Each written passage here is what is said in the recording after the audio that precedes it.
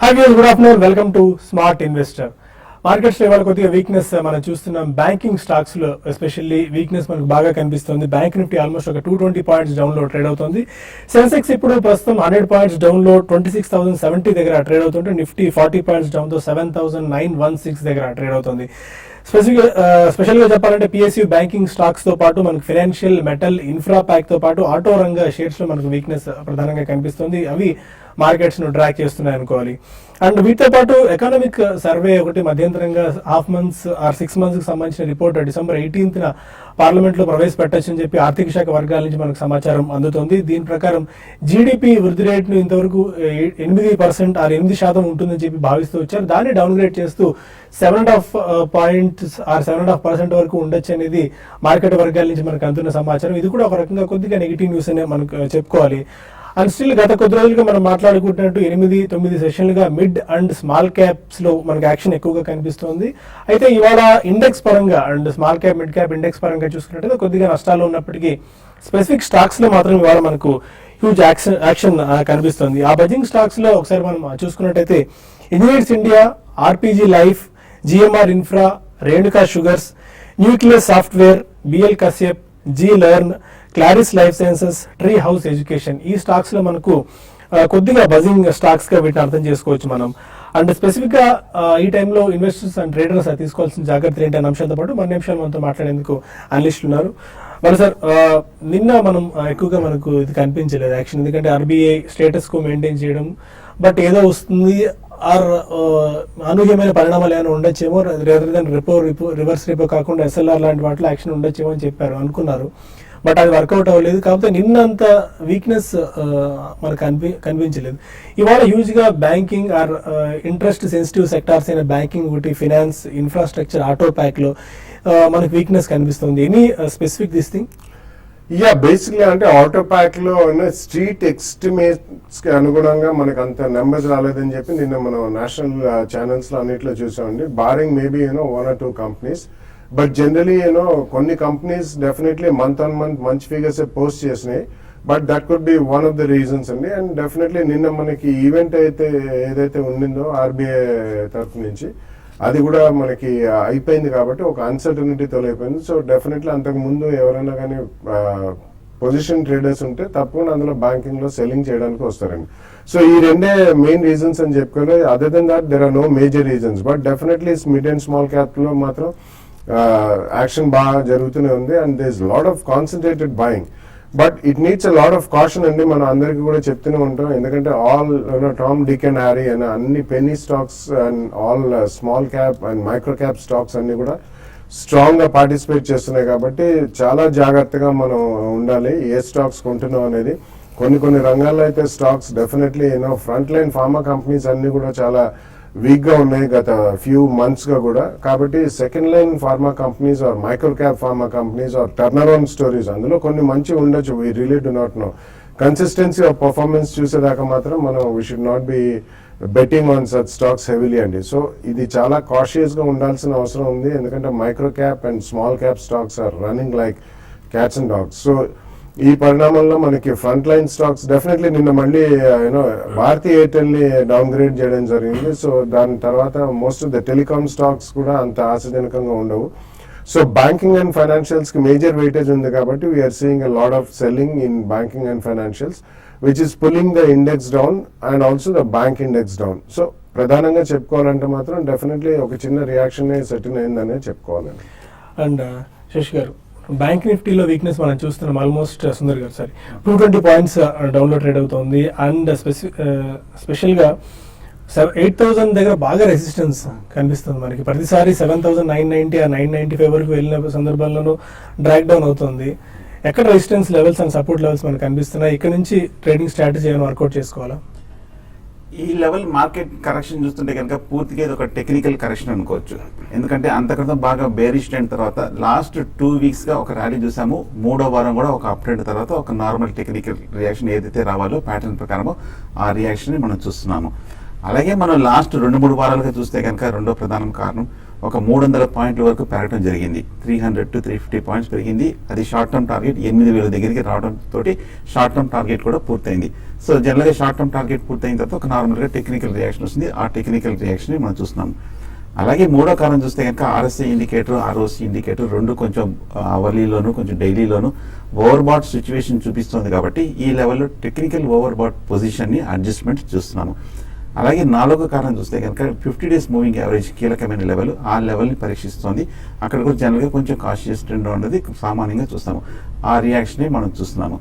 So market ఓవరాల్గా చూస్తే కనుక మీరు చెప్పినట్టు లాస్ట్ 2-3 days 8,000 స్థాయి దగ్గర ఒక రెసిస్టెన్స్ కనిపిస్తుంది. ఇంతక్రితం previous top previous resistance level అక్కడ కాబట్టి పైగా అది మేజర్ మానసిక సైకలాజికల్ లెవెల్ కాబట్టి అక్కడ కొంచెం short term traders selling pressure profit booking చేస్తున్నారు. సో కాకపోతే మార్కెట్ ఇంకా సపోర్ట్ పైనే ఉంది కాబట్టి 7,900 ఇంకా ట్రెండ్ పాజిటివ్గానే ఉందనుకోవచ్చు. ఒకవేళ కనుక ఇవాళ రేపు ఏమైనా 7,900 కూడా బ్రేక్ అయ్యి దాని కింద క్లోజ్ అవుతే ఒక షార్ట్ టర్మ్ కరెక్షన్ వచ్చే అవకాశం కనిపిస్తుంది. బట్ కానీ యాసిటీ చూస్తే కనుక మార్కెట్లో వీక్నెస్ కనిపించట్లేదు. కానీ లాంగ్ పొజిషన్ ఉందంటే కనుక ఫ్యూచర్స్లో 7,900 కింద స్టాప్ లాస్ పెట్టండి. అంటే 7,900 కింద క్లోజ్ అవుతే మటుకు short term futures long exit అవ్వచ్చు. అలాగే షార్ట్ పొజిషన్స్ కూడా అవాయిడ్ చేయండి. ఎందుకంటే అండర్లైనింగ్ ట్రెండ్ ఇంకా పాజిటివ్గా ఉంది. పూర్తిగా ప్యాటర్న్ రివర్స్ కాలేదు కాబట్టి షార్ట్ పొజిషన్ కూడా ఇప్పుడు తీసుకుంటే రిస్క్. ఒకవేళ ఉన్నాయంటే 8,000 పైన స్ట్రిక్ట్గా స్టాప్ లాస్ పెట్టడం ముఖ్యం. ఫైన్ మన స్టేట్కి సంబంధించిన కంపెనీ ఐవీఆర్సీఎల్కి సంబంధించిన బ్రేకింగ్ న్యూస్ ఒకటి వస్తుంది. ఐవీఆర్సీఎల్ ప్రమోటర్స్ ప్రమోటింగ్ సంబంధించి వాళ్ళు చేతులు మారే అవకాశం మనకు కనిపిస్తుంది. ప్రస్తుతం ఉన్న ప్రమోటర్ల నుంచి ఎస్డిఆర్ అంటే మనం చూస్తున్నాం స్ట్రాటజిక్ డెట్ రీస్ట్రక్చరింగ్ లో భాగంగా బ్యాంకులు ఆర్థిక సంస్థల చేతిలోకి ఐవీఆర్సీఎల్ వెళ్లే సూచనలు చాలా స్పష్టంగా కనిపిస్తున్నాయి. కొద్దిసేపటి క్రితమే ఆంధ్ర బ్యాంక్ సంబంధించిన ఎగ్జిక్యూటివ్ డైరెక్టర్ ఒక బిజినెస్ ఛానల్ తో కూడా మాట్లాడుతూ ఇదే అంశాన్ని చాలా స్పష్టంగా చెప్పారు. ఎందుకంటే ఐవీఆర్సీఎల్ మీద దాదాపు 7,000 కోట్ల రూపాయల రుణభారం మనకు కనిపిస్తుంది. కంపెనీ డబ్బులు కానీ అప్పు కట్టలేని పరిస్థితి ఉన్న నేపథ్యంలో ఎన్పీ అకౌంట్ గా ఐవీఆర్సీఎల్ మారిపోయింది. ఈ నేపథ్యంలో కంపెనీ ఆ డెట్ ని ఈక్విటీగా మార్చుకుంది. ఈ నేపథ్యంలో ప్రస్తుతం ఉన్న మేనేజ్మెంట్ నుంచి బ్యాంకులు ఆర్థిక సంస్థలు ఆ నిర్వహణ సామర్థ్యాన్ని ఆ నిర్వహణను వాళ్ళు చేతుల్లోకి వెళ్ళబోతోంది. దీనికి సంబంధించి మనం చూస్తూనే ఉన్నాం. గత కొద్ది రోజులుగా ఇదే యాక్షన్ మనకు కనిపిస్తోంది. ఐవీఆర్సీఎల్ ప్రమోటర్స్ గా ఉన్న వాళ్ళు నిర్వహణను తమ చేతుల్లో ఉంచుకోవాలని చెప్పి పోరాడుతున్నప్పటికీ అది కుదిరే పరిస్థితి ఇంకా కనిపించట్లేదు. ఎస్డిఆర్ ఫైనలైజ్ అయింది కాబట్టి state bank of India lead bank గా వ్యవహరిస్తున్నారు. ఆ లీడ్ బ్యాంక్ మిగిలిన బ్యాంకులన్నీ కూడా ఎవరైతే అప్పులు ఇచ్చినారో బ్యాంక్స్ కానీ ఆర్థిక సంస్థలు కానీ వాళ్ళంతా ఏకీకృతం అయ్యారు. ఒక ఆంధ్ర బ్యాంక్ కి దాదాపు 700 కోట్ల రూపాయల రుణాన్ని ఐవీఆర్సీఎల్ బకాయి పడిందని చెప్పుకోవాలి. త్వరలో దీనికి సంబంధించిన భవిష్యత్ ప్రణాళికను వెల్లడించబోతున్నారు. నిర్వహణను తీసుకున్న తర్వాత ఎలాంటి స్ట్రాటజీస్ వర్కౌట్ చేయాలి, ఇతరులు ఎవరైనా మంచి ప్రైస్ తో వస్తే ఐవీఆర్సీఎల్ ను మళ్ళీ వాళ్ళకి అమ్ముకోవాలా లేకుంటే వీళ్ళ నిర్వహణను కొద్ది కాలం పాటు చూసుకుంటారా అనేది మరికొద్ది రోజుల్లో మనకు తెలిసే అవకాశం కనిపిస్తుంది. బట్ స్టిల్ ఇప్పటికైతే ఐవీఆర్సీఎల్ మేనేజ్మెంట్ చేంజ్ ఇన్నోవేటబుల్ అని మనకు కనిపిస్తుంది. బాలసార్, మనం చాలా కాలంగా ఈ ఇన్ఫ్రా ప్యాక్ లో భాగంగా ఐవీఆర్సీఎల్ గురించి కూడా చెప్పుకుంటూ వచ్చాం. Better not venture out IVRCL అంటే కంపెనీస్ అని చెప్పి. ఇప్పుడు మనకు స్ట్రాటజిక్ డెట్ రీస్ట్రక్చరింగ్ లో భాగంగా ఒకవేళ మేనేజ్మెంట్ చేతులు మారినా ఆ మారే పరిస్థితి మనకు చాలా స్పష్టంగా కనిపిస్తుంది. అది ఇన్ఎవిటబుల్ కాబట్టి ఎలా ఉండొచ్చు అంటారు future? Yeah, definitely it will take a long time అండి. గతంలో కూడా ఇటువంటి కొన్ని స్పెసిఫిక్ కేసెస్ చిన్న కంపెనీస్ వచ్చాయి. అండ్ బేసిక్లీ ఇన్ఫ్రాస్ట్రక్చర్ కంపెనీలో ఒకవేళ మారినా డెట్ ఏదైతే ఉందో అది ఈక్విటీ కింద మారినా ఈక్విటీ చాలా బ్లోటప్ అవుతుందండి, చాలా హెవీ ఈక్విటీ అవుతుంది. సో డెఫినెట్లీ వాళ్ళు కొత్త మేనేజ్మెంట్ ని ఇన్స్టిట్యూట్ చేసిన కంప్లీట్లీ ఉన్న మేనేజ్మెంట్ తీసేసి వేరే వాళ్ళని చేసినా కానీ ఇమ్మీడియట్ టర్న్ అరౌండ్ స్టోరీస్ మాత్రం కాదు. It can only be at the most speculative bet. అది కూడా మొత్తం క్లారిటీ వచ్చిన తర్వాత, ఇప్పుడు ఇమీడియట్లీ అయితే కాదు. సో లాట్ ఆఫ్ పీపుల్ ఇది మనకి బ్యాంకుల్లోకి వెళ్ళిపోతుంది, బ్యాంకుల చేతుల్లోకి వెళ్ళిపోతుంది కాబట్టి దీనికి మంచి రోజులు వచ్చాయి అనుకోవడం మాత్రం ఉట్టి అపోహ అండి. Definitely that not happen immediately. కొద్ది టైం పడుతుంది. అది ఫస్ట్ న్యూ మేనేజ్మెంట్ ఒకవేళ వచ్చిన తర్వాత వాళ్ళు ఎటువంటి చర్యలు చేపడతారు, ఎట్లా దీన్ని టర్న్ అరౌండ్ చేస్తారు, ఇవన్నీ ఆచితూచి ఎట్లా మనకి ఎంత డెట్ అనేది, ఎందుకంటే స్టాక్ వాల్యూ కూడా మనకి భారీగా పడిపోయింది ఆల్మోస్ట్. సో ఈ కరెంట్ రేట్ లో కనుక డెట్ కన్వర్ట్ చేసుకుంటే ఈక్విటీ అనేది చాలా భారీగా పెరుగుతుంది. సో లిక్విడిటీ పరంగా పెరుగుతుంది. దాని తర్వాత మనకి క్యాపిటల్ అప్రిసియేషన్ వచ్చే అవకాశం చాలా తక్కువ ఉంటుందండి. సో స్పెక్యులేషన్ ఎవరైనా చేయదలుచుకుంటే మాత్రం at risk they can buy, but investment bet మాత్రం నాట్ యెట్ అనే చెప్పొచ్చు. కొంతమంది కాలర్స్ లైన్ లో ఉన్నారు. ఫస్ట్ కాల్ వైజాగ్ నుంచి శైలజ. అడగండి శైలజ గారు. నమస్తే అండి. నమస్కారం. 7900 పుట్ ఆప్షన్, 7950 కాల్ ఆప్షన్ ఈ టైం లో తీసుకోవడం కరెక్ట్ అంటారా? 79 పుట్ అండ్ 7950 కాల్ ఆప్షన్. మార్కెట్లో ఇందాక చెప్పినట్టు 2 వారాల తర్వాత ఇప్పుడే ఒక రియాక్షన్ అనేది ఇప్పుడే మొదలైంది. కానీ ఒక క్లియర్ షార్ట్ టర్మ్ ట్రెండ్ అయితే మనకు కనిపించట్లేదు. నెక్స్ట్ 1 or 2 days కన్సాలిడేషన్లో ఉండే అవకాశం ఉంది. మార్కెట్ కనుక వీక్నెస్ కనిపిస్తే అప్పుడే మీరు ఒక పుట్ ఆప్షన్ తీసుకోవాలి. కానీ ఇప్పుడు పుట్ ఆప్షన్ తీసుకోవడం మంచిది కదండి, ఎందుకంటే ఇమీడియట్గా పెద్ద బేరిష్ ట్రెండ్ లేదు కాబట్టి నెక్స్ట్ 1 or 2 days సైడ్ వేస్ వెళ్తే కనుక మీ పుట్ ఆప్షన్స్ ప్రీమియం కూడా అవాయిడ్ కొంచెం తగ్గిపోయే ప్రమాదం కనిపిస్తుంది. సో పుట్ ఆప్షన్ అవాయిడ్ చేయండి. అలాగే కాల్ ఆప్షన్ మటు కూడా ప్రస్తుతం అవాయిడ్ చేయండి, ఎందుకంటే ఇప్పుడే కరెక్షన్ వచ్చింది కాబట్టి. క్లోజింగ్ చూద్దాము. ఇవాళ రేపు కనుక మార్కెట్ 7,900 పైన కనుక స్ట్రాంగ్గా కన్సాలిడేషన్ అయ్యి క్లోజింగ్ సమయానికి 3ంటికి స్ట్రాంగ్గా క్లోజ్ అవుతే అప్పుడు మీరు కాల్ ఆప్షన్ తీసుకొని స్ట్రిక్ట్గా 30 points కింద స్టాప్ లాస్ పెట్టి హోల్డ్ చేయొచ్చు. సో డిప్లోనే కన్సాలిడేషన్ అయితే కాల్ ఆప్షన్ తీసుకోండి. కరీంనగర్ నుంచి వెంకటేశ్వరరావు మరొకాలం. హలో, అదే వెంకటేశ్వర గారు. నమస్కారం అండి. నమస్కారం అండి. జిఎంఆర్ ఇన్ఫ్రా పెన్నార్ ఇండస్ట్రీ తీసుకోవచ్చండి. జిఎంఆర్ ఇండస్ట్రీస్ అండ్ పెన్ దేనికి టైం హోరైజన్ ఎంత అండి? ఎంతకాలానికి? ఎంతకాలం టైం హోరైజన్ కండి? Trading purpose investment? 2 years long term. GMR infra and Pennar industries 2 years time horizon. Pennar maybe అండి you can attempt, but GMR recently కింద నుంచి కూడా బాగా పెరిగిందండి. ఆల్మోస్ట్ అబౌట్ 12-1250 నుంచి క్లోజ్ టు 16 రూపీస్ వచ్చింది. బట్ ఫస్ట్ క్వార్టర్ మొన్న స్వల్పంగా వాళ్ళు కొద్దిగా అంటే ఒక డివిజన్ లో ప్రాఫిట్ పోస్ట్ చేశారు. ఓవరాల్ గా ఇంకా వాళ్ళకి భారీ డెట్ ఇది ఉంది కాబట్టి I think GMR you should wait for a correction. ఇది కూడా ప్యూర్లీ ఇట్స్ ట్రేడింగ్ బెట్ అవుతుంది, if not a speculative bet. But investment పరంగా 2 years అయినా కానీ I think you should wait for a small correction. ఇక మరిన్ని కాల్స్ అండ్ ఈమెయిల్స్ తీసుకునే ముందు స్మార్ట్ ఇన్వెస్ట్ లో చిన్న బ్రేక్ తీసుకుందాం.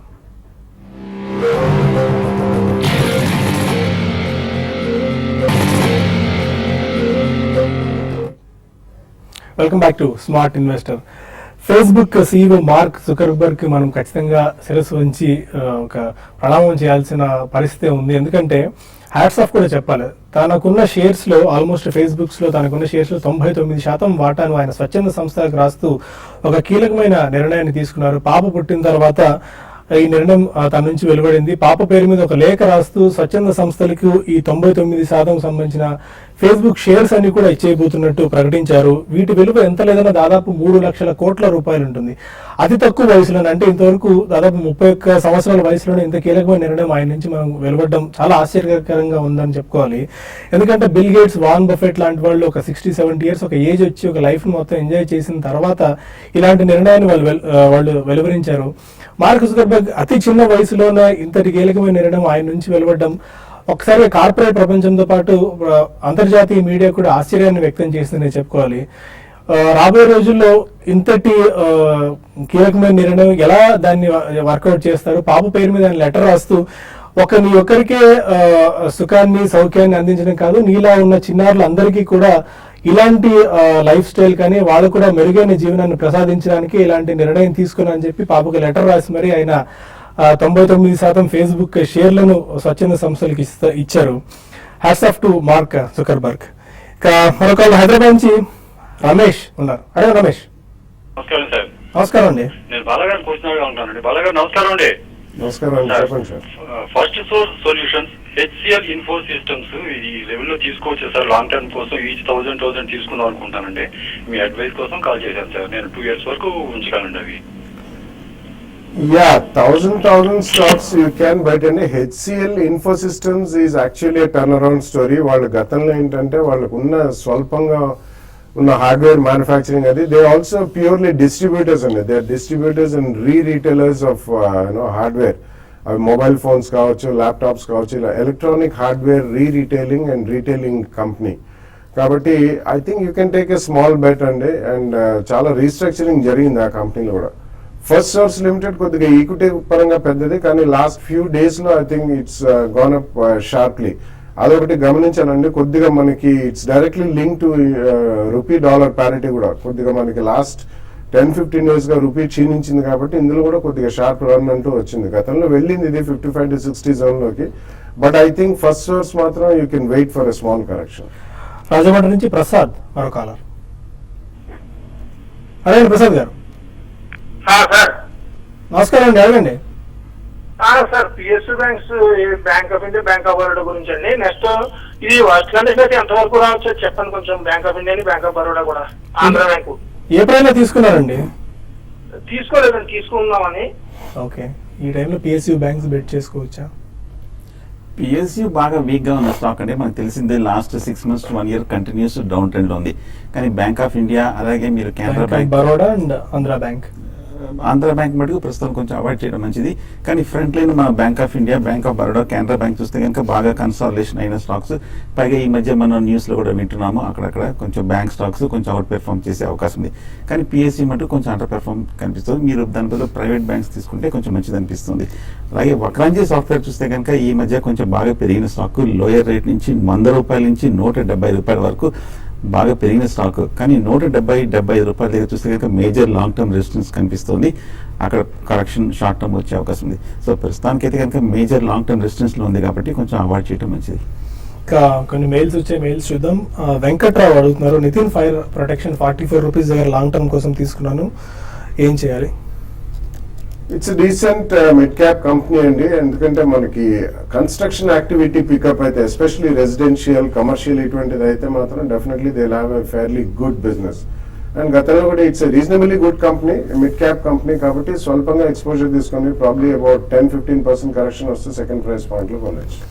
రామకృష్ణ సోమంచి అడుగుతున్నారు, రిలయన్స్ 960 రూపీస్ పుట్ ఆప్షన్ 1675 దగ్గర తీసుకున్నారు, ఏం చేయాలి? రిలయన్స్ బులిష్ గానే ఉందండి. ముఖ్యంగా లాస్ట్ 1 or 2 weeks గా చూస్తే కనుక బాగా అవుట్ పెర్ఫార్మ్ చేసిన స్టాక్ 910 రూపాయల నుంచి 980 రూపాయల వరకు పెరిగి కొంచెం బాగా పెరిగింది కదా, రన్అప్ వచ్చేసింది కదా, కరెక్షన్ లో పుట్ ఆప్షన్ తీసుకున్నట్టు కనిపిస్తుంది. కానీ నెక్స్ట్ 1 or 2 days కొంచెం కరెక్షన్ లో తీసుకోవడం మంచిది. ఎందుకంటే ట్రెండ్ ఇంకా పాజిటివ్ గా ఉంది. ట్రెండ్ కి అగేన్స్ట్ గా బేరిష్ ట్రెండ్ తీసుకోవడం మంచిది కాబట్టి. చిన్ని మెయిల్ చేశారు, NIIT and Dishman pharma long term కోసం తీసుకుందాం అనుకుంటాను, ఫండమెంటల్స్ ఏంటి? NIT again is a turn around story అండి. ఎన్ఐటి లిమిటెడ్ అయితే, NIT technologies is a different company అండి, 500 to 550 జోన్ లో ఉంది. సో ఎన్ఐటి లిమిటెడ్ అయితే మాత్రం రీసెంట్లీ అది మనకి స్కిల్ డెవలప్మెంట్ అది అయిన తర్వాత వాళ్ళకి మంచి కాంట్రాక్ట్స్ వచ్చాయి. They are into corporate teaching as well as even primary teaching and skill development లో ఉన్నారు, ఎస్పెషల్లీ ఐటీ బేస్డ్ టీచింగ్ లో. So I think on a dip you can buy అండి. రీసెంట్ చాలా స్ట్రాంగ్ గా పర్ఫార్మ్ చేసిన stock, almost 1 year లో they more than double అయింది, 40 నుంచి క్లోజ్ టు 9500. సో కొంచెం రియాక్షన్ గురించి వెయిట్ చేస్తే బెటర్. శైలేష్ మణికంఠ అడుగుతున్నారు, I want buy CNC constructions తీసుకుందాం అనుకుంటున్నారు, షార్ట్ టర్మ్ కోసం ఎలాంటి ప్రైస్ దగ్గర తీసుకోవచ్చు? సిఎన్సీ కన్స్ట్రక్షన్ చూస్తే కనుక టెక్నికల్ గా వీక్ గానే ఉంది. బాగా పడిన తర్వాత ఈ మధ్య కొంచెం 13-14 రూపాయల దగ్గర కొంచెం కన్సాలిడేషన్ అవుతుంది స్టాక్. బట్ షార్ట్ టర్మ్ అయినా సరే ఈ లెవెల్లో కొంచెం పూర్తిగా స్పెక్యులేటివ్ బెట్ అవుతుంది, కొంచెం అవాయిడ్ చేయడం మంచిది. మంజునాథ్ అడుగుతున్నారు, బ్యాంక్ నిఫ్టీ ఈ ప్రైస్ లో ఈ లెవెల్ దగ్గర బై చేయొచ్చా? వెయిట్ చేయండి. 17,500 to 17,000 మధ్యన ఈ మధ్య లాస్ట్ 1 or 2 weeks గా కొంచెం ఒక మేజర్ రేంజ్ బౌండ్ లో ట్రేడ్ అవుతుంది. క్లోజర్ టు 17,100 లో బై తీసుకొని 1700 కింద క్లోజింగ్ బేసిస్ మీద స్టాప్ లాస్ పెట్టి హోల్డ్ చేయండి. రాజేంద్రన్ అడుగుతున్నారు, 200 షేర్స్ డైమండ్ పవర్ 85 దగ్గర తీసుకున్నారు, ఇంకా తీసుకోవచ్చా? No, I don't think so అండి. ఎందుకంటే last year there were a lot of corporate governance issues with the company అండి. Though on fundamentals paper లో బాగానే కనిపిస్తాయి కానీ I think you should avoid that అండి. హేమా శ్రీనివాస్ అడుగుతున్నారు, జిఎంఆర్ ఇన్ఫ్రా 5000 షేర్స్ 33 లో తీసుకున్నారు, హ్యూజ్ లాస్ లో ఉన్నారు, ఏం చేయొచ్చు? యూనిటెక్ కూడా ఆల్మోస్ట్ 80% లాస్ లో ఉంది, ఇప్పుడు యావరేజ్ చేయొచ్చా? No, average definitely I would not suggest అండి. In both the counters average మాత్రం చేయకండి. GMR recently just about profits declare చేశారు రీసెంట్ క్వార్టర్ లో, కాబట్టి కొంచెం I think it started again moving up. మీరు ఎక్కడైనా 20 to 25 జోన్ లోకి వస్తే మాత్రం ఒకసారి స్వల్పం లాస్ అయినా బయటపడిపోవడం మంచిది. సురేష్ రెడ్డి అడుగుతున్నారు, INOX and super house shares తీసుకున్నారు, షార్ట్ టర్మ్ గురించి 12% ప్రాఫిట్స్ లో ఉన్నారు, ఏం చేయాలి? ఐనాక్స్ బుల్లిష్ గానే ఉందండి. ఈ మధ్య మన 230-220 రూపాయల నుంచి పెరుగుతూ వస్తుంది. కానీ 260-270 దగ్గర మన లాస్ట్ 2-3 months మేజర్ హై కనిపిస్తుంది. అది దాటాలంటే కొంచెం సమయం పడుతుంది. నా ఉద్దేశం చిన్న ర్యాలీలో మీరు ఐనాక్స్ ఎగ్జిట్ అయిపోండి. అలాగే సూపర్ హౌస్ కూడా మనం చూసినాము లాస్ట్ 1 or 2 months కొంచెం బాగా కన్సాలిడేషన్ తర్వాత 160 రూపాయల దగ్గర ఈ వారం మొన్న కొంచెం ఒక బ్రేక్అవుట్ రావడం జరిగింది. ఇది కూడా అండర్లైనింగ్ ట్రెండ్ వీక్ అనేది, ఏమైనా స్వల్ప ప్రాఫిట్ లో మీరు ఎగ్జిట్ అయిపోవడం మంచిది. శర్మ గొల్లమూడి అడుగుతున్నారు, ఐసిఐసిఐ బ్యాంక్ లాంగ్ టర్మ్ దృష్టిలో ఉంచుకొని ఇప్పుడు ఎంటర్ అవ్వచ్చా ఈ లెవెల్లో? నాట్ యెట్ అండి. అంటే లాంగ్ టర్మ్ అంటే they will take really long term అండి. ఉన్న వాటిలో it's one of the top private sector banks, but still కొంచెం మేబీ 1 or 2 quarters అయిన తర్వాత దానికంటే private sector banks or a good non banking financial services company will be a better bet. Gravita India ఈ లెవెల్లో by చేయొచ్చా అని శ్రీనివాసులు అడుగుతున్నారు. బాగా కన్సాలిడేషన్ అనే స్టాక్ చాలా కాలం బేరిష్ అయిన తర్వాత ఈ లెవెల్లో కొంచెం కరెక్షన్ ఆగి కొంచెం స్టెబిలైజ్ అవుతున్న స్టాక్ 25 రూపాయల దగ్గర కొంచెం స్టడీగా ఉంది. బట్ కానీ కొంచెం వెయిట్ చేయండి, ఇంకా టెక్నికల్ ఇండికేటర్స్ పాజిటివ్లోకి మారలేదు, బట్ లెవెల్ మటుకు టెక్నికల్గా అట్రాక్టివ్గా కనిపిస్తుంది. ఎంవి రావు అడుగుతున్నారు, సిసిఎల్ ప్రొడక్ట్స్ 86 యావరేజ్ దగ్గర ఆల్మోస్ట్ 500 షేర్స్ తీసుకున్నారు. అండ్ సుదర్శన్ కెమికల్స్ 96లో 300 షేర్స్ తీసుకున్నారు. ఇంకా 2 years హోల్డ్ చేయొచ్చు. సిసిఎల్ బాగా ప్రాఫిట్స్ లో ఉన్నారు, ఆల్మోస్ట్ ఒక 3 times లాగా అనుకోవచ్చు. బోత్ డీసెంట్ కంపెనీస్ అండి, రెండు కూడా మంచి managements and very good product range. And CCL is in FMCG and Sudarshan chemicals agro chemicals, ఇతరత్ర ఫైన్ అండ్ స్పెషాలిటీ కెమికల్స్ లో ఉన్నారు. మేనేజ్మెంట్స్ మంచివి కాబట్టి మీరు you can continue to hold 2 years అంటున్నారు కాబట్టి. బట్ క్వాంటిటీ ఎక్కువ ఉంటే మాత్రం కొద్దిగా మాత్రం ప్రాఫిట్స్ బుక్ చేసి ఇంకా కాస్త యావరేజ్ కాస్ట్ తగ్గించుకుంటే బెటర్. సుందర్ గారు, ఆల్మోస్ట్ 50 points డౌన్ లో సెన్సెక్స్ ట్రేడ్ అవుతుంది. నిఫ్టీ 25 points డౌన్ లో 7930 దగ్గర ట్రేడ్ అవుతుంది. అంటే 79 బాగా సపోర్ట్ ఉన్నట్టు కనిపిస్తుంది. ఎలాంటి స్ట్రాటజీ చూడొచ్చు? సో లాస్ట్ 2-3 రోజులుగా 7900 దగ్గర స్ట్రాంగ్ సపోర్ట్ తీసుకుంది. మీరు చెప్పినట్టుగా లాస్ట్ 10 నిమిషాలు కొంచెం లోయర్ రేట్ నుంచి రికవరీ రావడం జరిగింది. ఈ ఫాలో అప్ బయింగ్ కానీ కవరింగ్ కానీ ఫర్దర్ గా వస్తే కనుక మార్కెట్లో మళ్ళీ 8000 పరీక్షించే అవకాశం ఉంది. సో ఒక లాంగ్ పుష్ ఉంటే కనుక ఇందాక చెప్పినట్టు 7900 కింద స్టాప్ లాస్ పెట్టండి. Fine, thank you.